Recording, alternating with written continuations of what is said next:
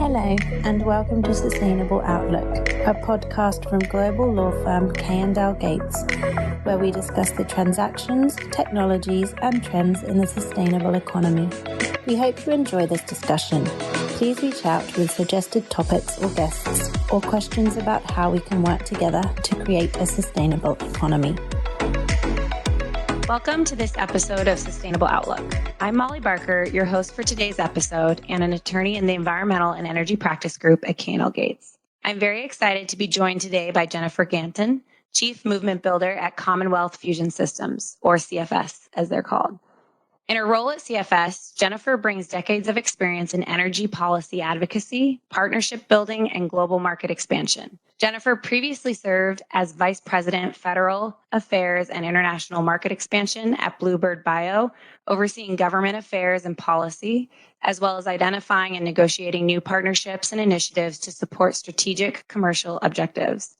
Jennifer also spent nearly 20 years with Chevron, leading the development and execution of corporate strategy on critical policy issues, including climate change and environmental, social, and corporate governance. While at Chevron, Jennifer implemented social impact programs and stewarded a $190 million global social investment budget and managed U.S. and foreign government relationships.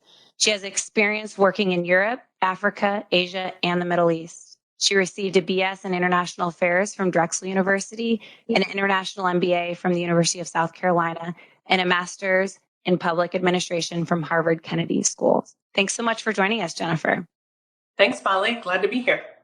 So to get started, I wanted to just hear from you on what led you to get involved with Commonwealth Fusion Systems to begin with.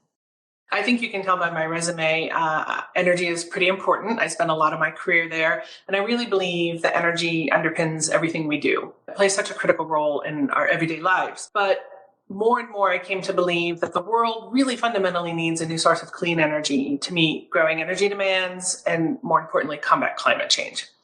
And so I wanted to play an important role in making the world a better place for future generations. And I have a pretty strong belief that fusion is the answer to those challenges I just highlighted. Really, commercial fusion is an ideal clean baseload power source. Like wind and solar, it produces energy with no carbon emissions. But like coal and gas, it can run continuously in any location, be turned on and off easily and safely as it's needed. So it really sort of meets a lot of the criteria that we're going to need as we move forward with growing energy demand, but also taking care of the planet at the same time. And I'll just add specific to CFS, why I was drawn to this company over others in this space. It's an amazingly mission-driven company with just the best talent I've run across in any job I've ever worked at. We're able to attract really unique talent. And it's really a blend of mindsets of academia, people from sort of the tough tech startup world, as well as people who come from we're large project developers. So I think we really benefit from that blend of people here. And we're built on really sound technology, having spun out of MIT and continuing our collaboration there and other global collaborations we can talk about later. So it's been an exciting journey in the year and a half I've been here, but really happy to have gotten involved with CFS, and we're doing pretty great things. Yeah, no, that's great. And I bet you bring unique insight having come from the fossil fuel industry too. Can you tell us a little bit about what you do in your role as Chief Movement Builder at CFS? Yeah, sure. It's an unusual title, so I often get asked, Chief Movement Builder, what is that? It's a pretty intentional title that we developed here. I think it comes from, if you think about fusion energy, until recently, it was relatively unknown outside of the fusion community. And I would say there was really lack of policies, regulatory framework, the things that are needed to support a commercial fusion industry. So my team here at CFS was established under movement building in order to change that. So what we're trying to do is build a broader understanding of how fusion works and the benefits of fusion energy. And we're trying to work with governments on policies and regulations that are right-sized for the fusion energy, for a commercial fusion energy market. Engage with local communities where we plan to operate. The title is about a group of people here at CFS working to create a movement across a variety of stakeholder groups that's going to enable fusion to be on the grid as soon as possible. And I will say the movement has started. I feel as though I've seen tremendous progress just in the year and a half I've been here, where the US, the UK, for example, are really moving forward, progressing policies and regulations I see other countries initiating their fusion strategies, and fusion has shifted to be a topic covered under business and energy press and much more in the mainstream. We have a lot more to do on the fusion movement, but we're making good strides. It's great to hear that you're using your energy towards not just the macro level from big policy, regulatory perspective, but also from the more micro level, getting in the communities potentially that are going to be impacted by these new technologies. So that's great. For some of our listeners, I will say, I'm sure they might not fully understand how fusion energy is uniquely different from the traditional form of nuclear energy known as fission. Can you briefly explain what fusion is and why it is so different from fission from an environmental and safety perspective? Sure. These are fundamentally two different processes. They're actually opposite processes. Fusion is, I'll start at the highest level. Fusion is the process that powers the stars. It's the most abundant source of energy in the universe. And if we think about in the stars or in the sun, hydrogen nuclei fuse together into helium nuclei, but they release a tremendous amount of energy when they do that. So fusion fuel is essentially a form of hydrogen, which is abundant and relatively common, and that is used for the fusion reaction that is created in the fusion devices that we build here on Earth, which is a lot harder to do to create that fusion reaction than occurs naturally out in the stars and the sun. But I think you raise an important point, and I talk about forms of hydrogen, these hydrogen isotopes that are used, and the main byproduct of the fusion being helium gas. That's a lot different than uranium or plutonium, which most people are familiar with in the fission world. And so what we see is there's sort of minimal waste generated from fusion, and it will be low level, temporary activated waste. And it's probably, if you wanted to think about it, it's similar to that of medical facilities. One comparison could be is a machine that uses particle beams to treat cancer. So we can safely and easily store this low-level waste at a number of designated facilities in the U.S. And that's kind of a big contrast, I think, to fission. And one of the other safety perspectives that we often share, and this is a question we get asked by the community, is what happens if there's a breach of the tokamak? What happens if there's an incident? And interestingly enough, the fusion process is a fragile process. It's very hard to create this process, and it immediately stops if there is a breach in the tokamak. And if the temperatures adjust and the machine is cooled, within milliseconds, you'll see an exposure to air would cause the fusion reaction to just stop happening. So fundamentally, sort of safe from that perspective. And I would say, I'll make one other point because it gets raised a lot. We often get asked about the fact that our fusion power plant will use small amounts of tritium, which is an activated form of hydrogen. Tritium is a short-lived product of the fusion energy cycle, and it's produced and then consumed on site during the energy generation. That's the design that we're putting into place, is to have a closed-loop system for this. But what people don't realize is tritium is commonly found out in the world. You find it in exit signs, and it's used in research medical facilities. So this, too, is also, it's easily and safely monitored and contained. And so what we've done is we're engaging out, we're pretty upfront about all these things so that people have a clear picture of what fusion is, how the reaction occurs, and what the waste products are. And what we find is people get pretty excited about fusion energy when they hear all these benefits. That's great and fascinating at the same time. I understand that CFS's basic approach to fusion is, as you briefly mentioned, a tokamak machine incorporating advanced high temperature superconducting magnets. Can you walk our listeners through why CFS chose this approach? Sure. And so tokamak, it's one of the designs that exist out there for creating a fusion reaction. But what we found is that there's yet to be a let me start from the basics. There's yet to be a commercially relevant net energy fusion device. However, tokamaks, a donut-shaped machine that confines the fusion plasma in a strong magnetic field, has probably come the closest to that. And net energy fusion is what you need to create a power plant. It means more energy is coming out than is put into the device to make the reaction occur. So therefore, you can use that to generate electricity and do other things. So the tokamak has been successfully constructed and studied around the world and has proven high performance. There's over 150 tokamaks in the world. So what we took was what we'll call a proven design and an understanding of the physics that happens in the tokamak. And we combine that with a recently available new class of high temperature superconductors. This HTS is the acronym we use. And HTS has only recently reached industrial maturity.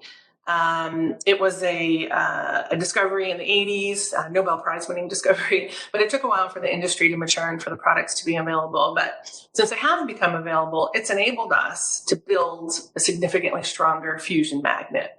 And that's really what we believe is the path to unlock commercial fusion for the first time in history. Cross this net energy fusion, it's often referred to as Q greater than 1 line, and have a commercially relevant device. So these magnets allow us to also, not only is it a high-performing device, it can be smaller, which means it can be built at lower costs. That's part of the commercially relevant piece that's going to matter as you're competing with other technologies. So we've based, as I said, we based our design on the proven physics of the tokamak, the smaller design with the HTS magnet, and we view that as the surest path to get fusion on the grid by the early 2030s. There's a lot of fusion companies that are coming, people are becoming aware of. We now have a Fusion Industry Association, which puts out an annual report and talks about the dozens of fusion companies around the world. And there's been over $4 billion raised in capital for the private fusion industry. But we believe leveraging these two pieces I talked about in a private company, which is able to move quite fast, this is really the highest confidence we have in the path to commercial fusion on the grid.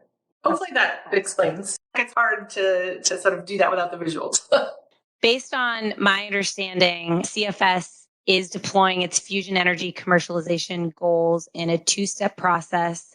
First, in 2021, CFS began building Spark in Devens, Massachusetts, the world's first fusion device, and will be the first net energy fusion machine. Following Spark's demonstration, CFS plans to deploy its second phase that is anticipated to commence in 2025 when CFS is slated to begin building ARC, the world's first fusion power plant that will produce fusion power onto the grid. So my question for you is, when CFS thought about selecting Devens for Spark, what were the critical factors and what are the factors that will be key to consider when fusion companies start thinking about where to put their first power plants?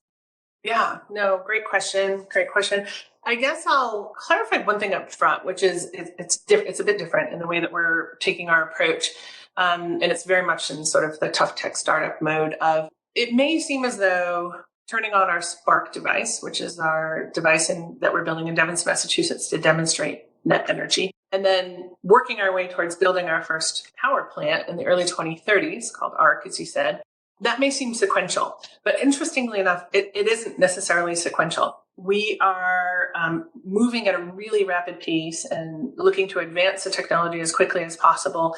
And so some of those overlap and they don't necessarily occur in sequence. They occur in parallel. So I'll give you an example. We had a successful demonstration of this new HTS magnet. It was a near scale design of the magnet that will go on the Spark device. And while we were building and testing that magnet, we started work on Spark. The design was fairly far along, and we bought the land and we started construction before we even tested the magnet. Part of that is we had high confidence in our results that they would occur. But part of it is we could do the things we could do to accelerate Spark without having to wait for the magnet test to be successful. And so we're doing something similar from an ARC perspective.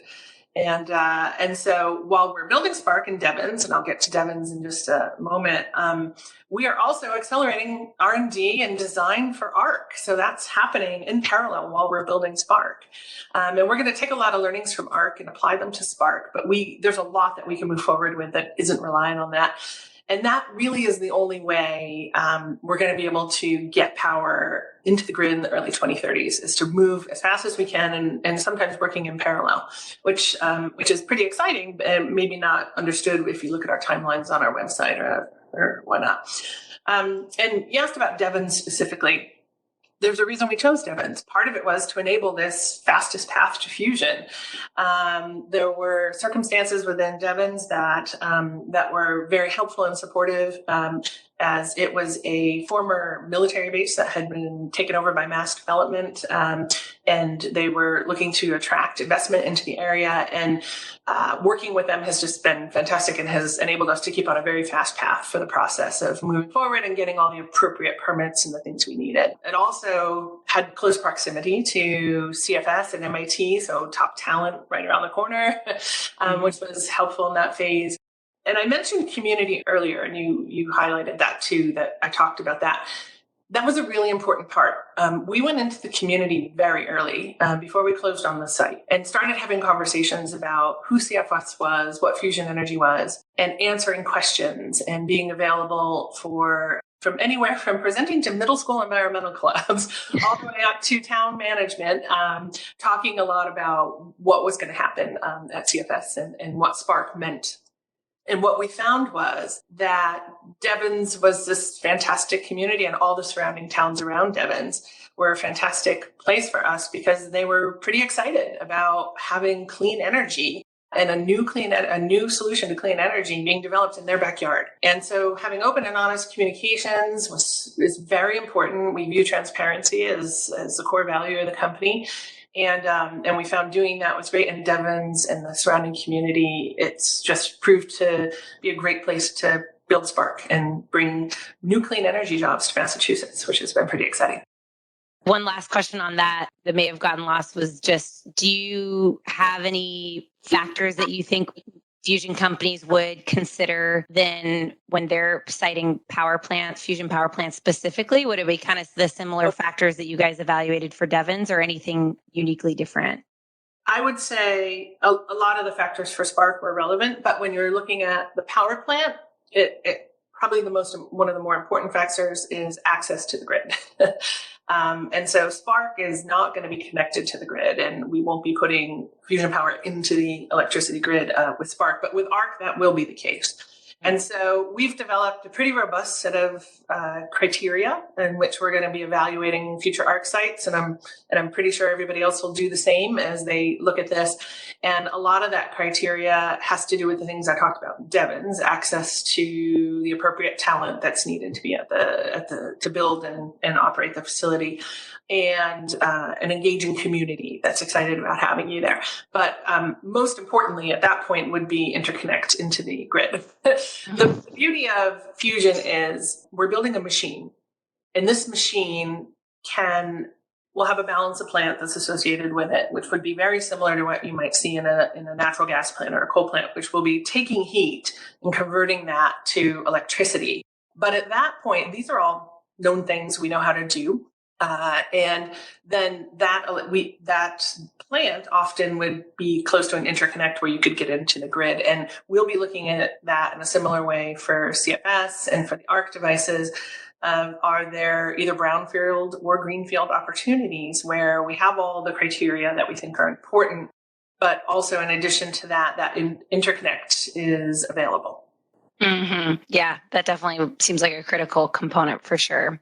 So one thing I did hear about recently was that the summer of 2022, the U.S. Department of Energy's Innovation Network for Fusion Energy program selected CFS for 4 of its 18 first-round fiscal year 2022 awards. Each award is designed to accelerate fusion energy development through public-private research partnerships that include DOE national laboratories and universities. Can you share as much as you can how CFS plans to engage or leverage government funding? And wondering if you can also speak a little bit more broadly about the importance of public-private partnerships to accelerate and deploy fusion energy to the power grid. We consider public-private partnerships a core part of our strategy and how we're moving forward. Thanks for recognizing our 4 awards. We were pretty excited. We've actually received 11 Infuse awards previous to these 4.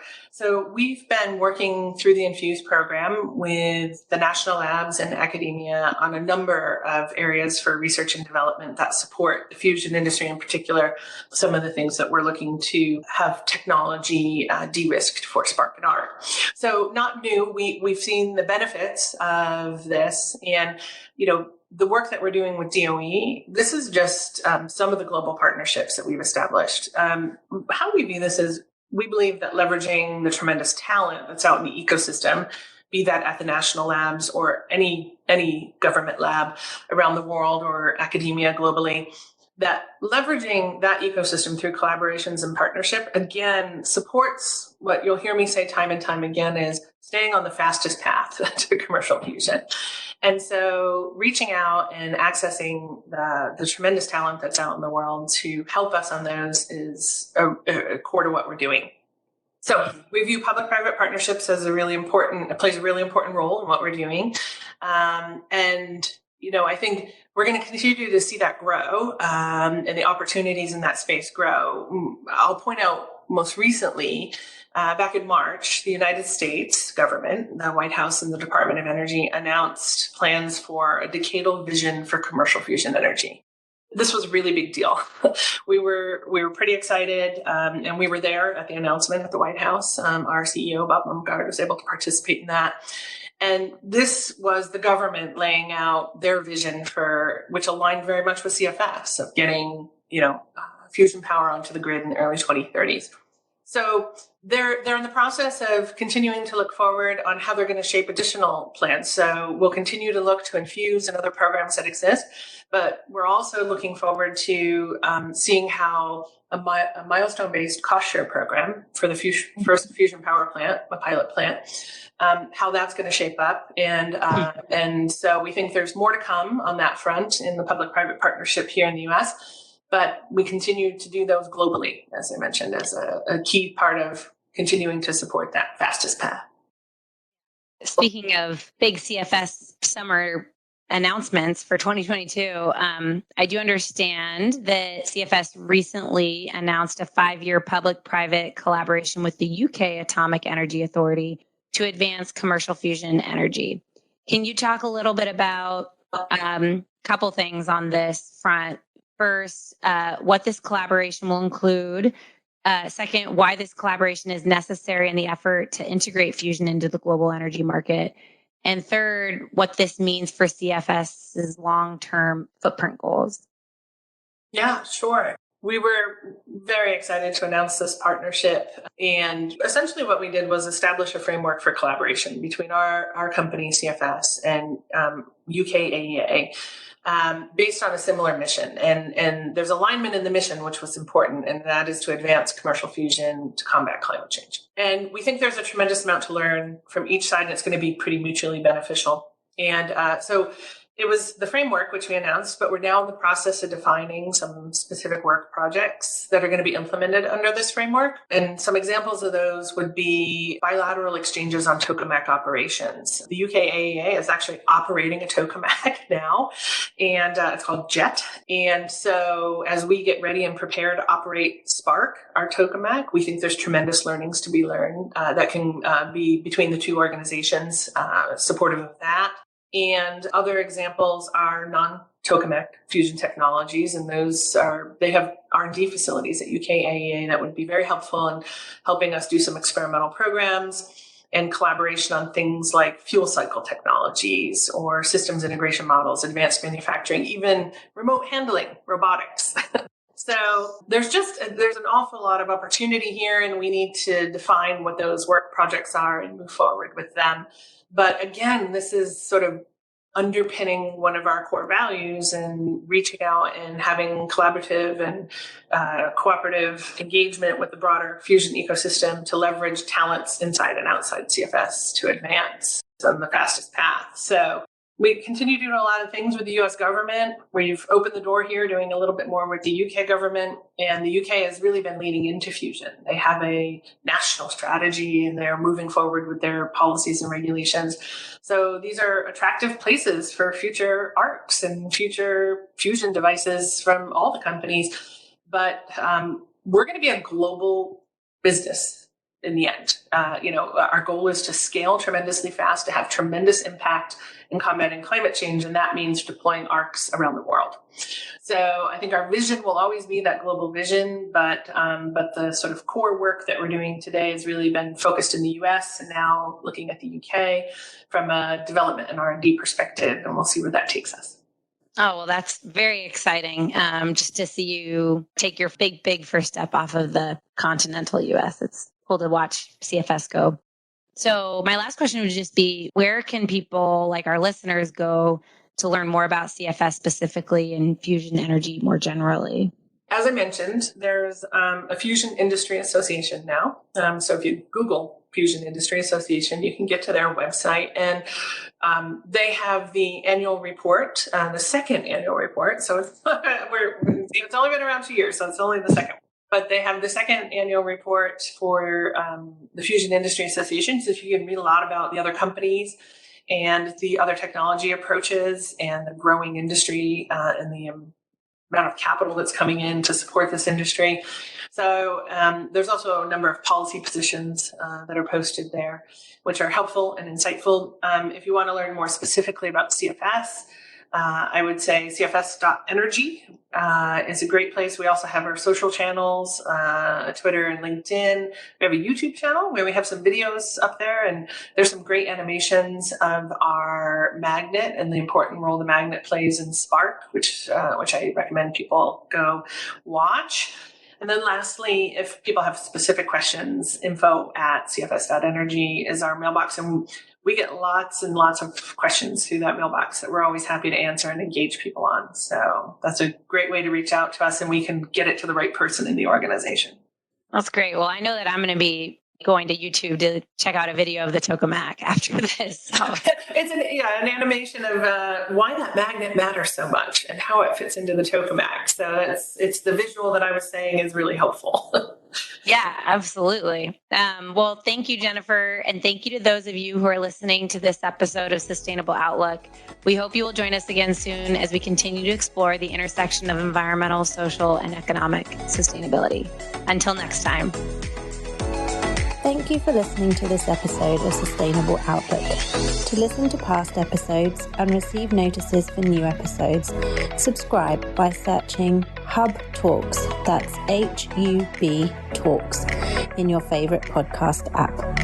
We hope you will tune in next time to learn more about the outlook of the burgeoning sustainable economy.